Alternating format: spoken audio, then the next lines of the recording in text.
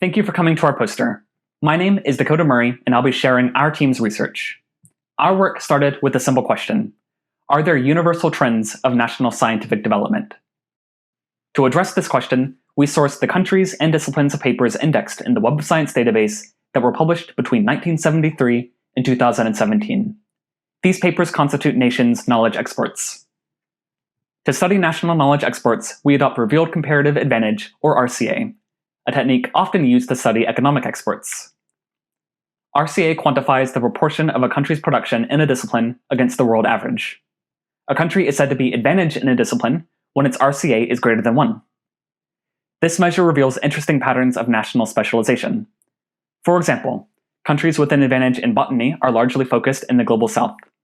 Countries with an advantage in applied physics, on the other hand, tend to be post-Soviet or rapidly industrializing nations.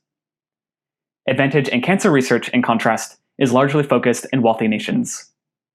But RCA only gives us part of the picture. We also need to understand how disciplines are related to one another. To do so, we borrow the notion of proximity from economics. Proximity quantifies, for each pair of disciplines, how often they are advantaged at the same time in the same country. Extracting a network from the matrix of pairwise proximities reveals 3 clusters of disciplines that underpin the structure of national science. The first cluster, resource, contains disciplines that leverage local resources or that concern local issues, such as botany, tropical medicine, and agricultural and food science.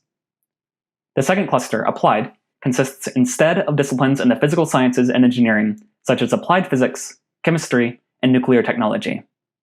The third cluster, societal, consists of disciplines in the clinical and social sciences, such as cancer research, history, and psychiatry.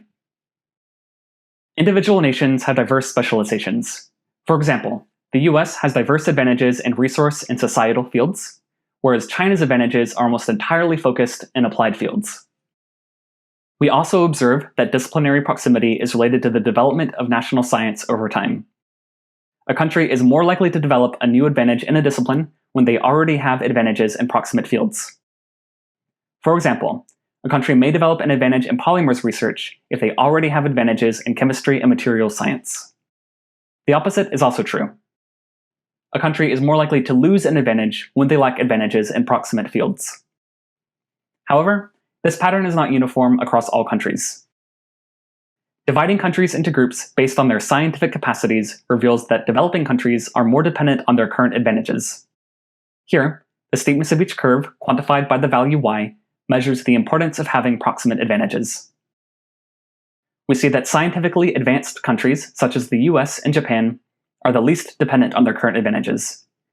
Meanwhile, countries with lower scientific capacity are likely to only develop advantages in fields that are already proximate to their specializations. In other words, they are trapped by their current strengths. Thank you for your time. If you want to learn more or get in touch with the authors, please reach out to Lili Miao, myself, or Dr. Yong-Yeol Ahn through email or Twitter using the information listed here. Thank you, stay safe, and enjoy the conference.